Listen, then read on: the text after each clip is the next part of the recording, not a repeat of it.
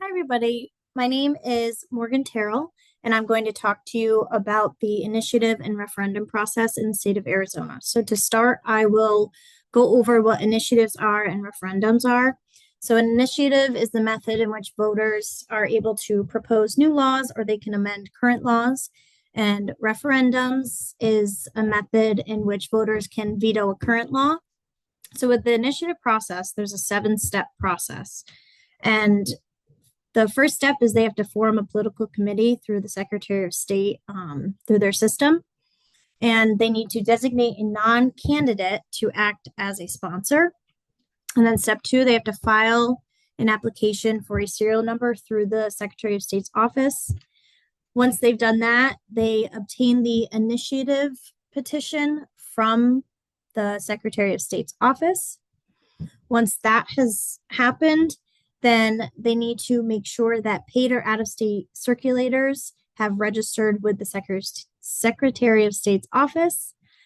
Once that whole process is done, then they can start getting signatures and, of course, through the voters. So circulate it through the voters so that they can sign to either propose a new law or amend a law.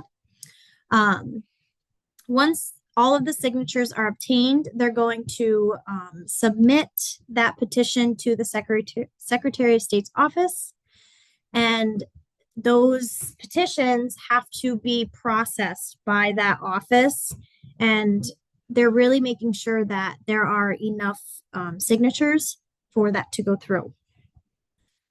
And referendums, they have a similar process. So that's also a seven-step process, and everything's pretty much the same.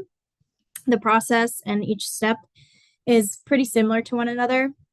So for referendums, the same thing has to happen where a political committee has to be formed through the Secretary of State office, and they need to designate a non-candidate to act as a petitioner. Then they have to file for a serial number, just like they have to do for initiatives. And then once the application for serial number goes through, then they will obtain the referendum petition from the Secretary of State's office. And they have to do the same thing where they have to ensure paid or out of state circulators have registered with the office. And once that happens, then they can start getting signatures and circulate through voters once again. And referendums don't require as many signatures, but I will get into that. Once all of the signatures have been obtained, then it needs to be submitted to the Secretary of State office. And again, at the very end of everything, they will be processed to make sure that there are enough signatures. So when we compare initiatives and referendums, there are some similar things between them. So, like I said before, what's similar is they both have a seven-step process. And the great thing about both initiatives and referendums is the fact that voters in the state of Arizona can have a say, and they can actively, engage and actively make decisions for the state government. So I think that's a really, positive thing. They both have to have a popular vote for those changes in order for it to be approved or denied. Some things that are a bit different between the two is the initiatives require a lot more signatures. So just for the constitutional amendment, there has to be 383,923 signatures. And then for statutory initiative measures, there has to be 255,949 signatures. So that's quite a lot. And the referendum does not require as many signatures. So that number is 127,975 signatures.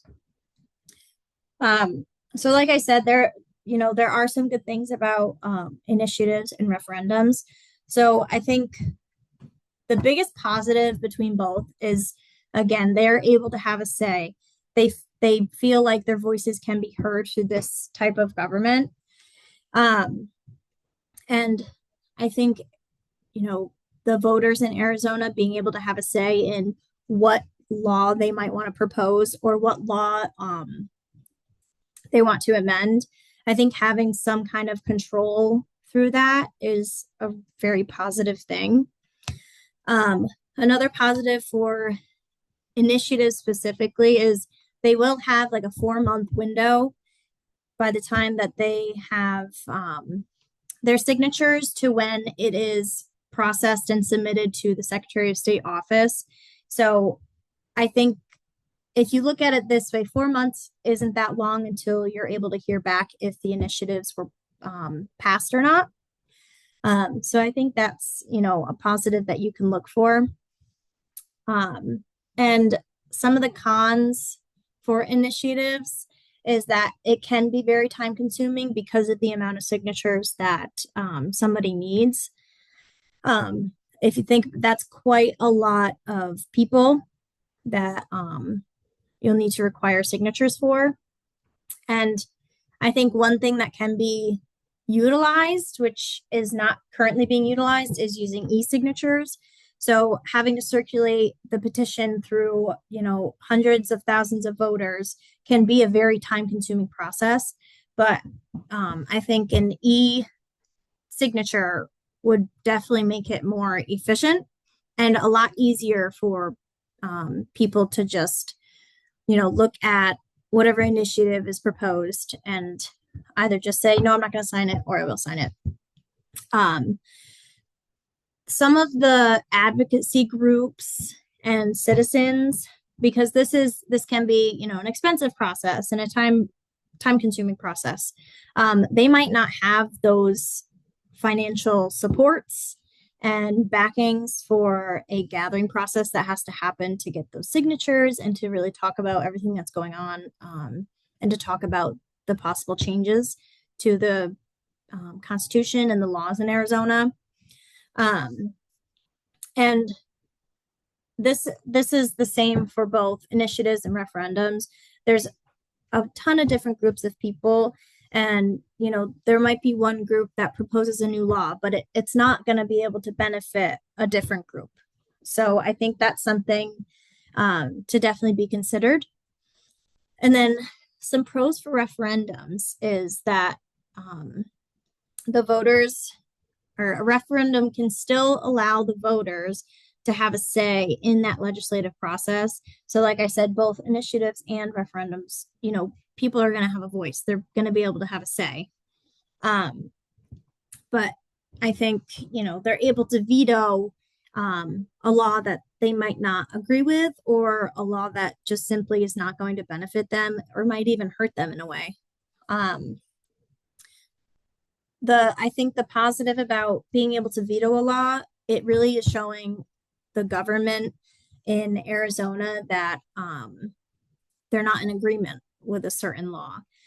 So I think with the majority of people saying, I don't agree with this law, I want to veto it, it'll hopefully make the government think about their choices and kind of reflect on, okay, who is this able to affect positively or negatively? Some negatives about referendums, like I just said, it might affect a group positively or negatively. It may not reflect the entirety of the state groups. So it can be very selective based on what law might be vetoed. It also it can still be tricky to get those amount of signatures. And, with both initiatives and referendums, there are people that have some lack of interest or confusion, or they might have a completely different opinion that you just don't agree with for taking away a certain law and vetoing a certain law. And just like with initiatives, it can get expensive, and having that financial backing and, time can be extremely difficult. But I think overall, initiatives and referendums and the Arizona state constitution does a great job, reflecting direct democracy. So direct democracy is where policies and laws are decided by the majority of the state's voters, eligible voters, rather than, a body of elected officials, sorry. So the state of Arizona is allowing there to be an active engagement in the legislative process, which is huge. I mean, being able to have a say in, your laws, that it's a great thing. And it gives them kind of a sense of control for their lives, which is what a direct democracy is about, is being able to have a say and expressing your concerns or expressing, things that you need or want to see. So initiatives and referendums overall, they're a great inclusion to the Constitution of Arizona. And I think the biggest takeaway from this conversation and this video is that the citizens of Arizona are able to have a say and able to have some kind of control in their lives, in their decisions, and in the legislative process. Thank you so much for listening, and I hope you learned something today.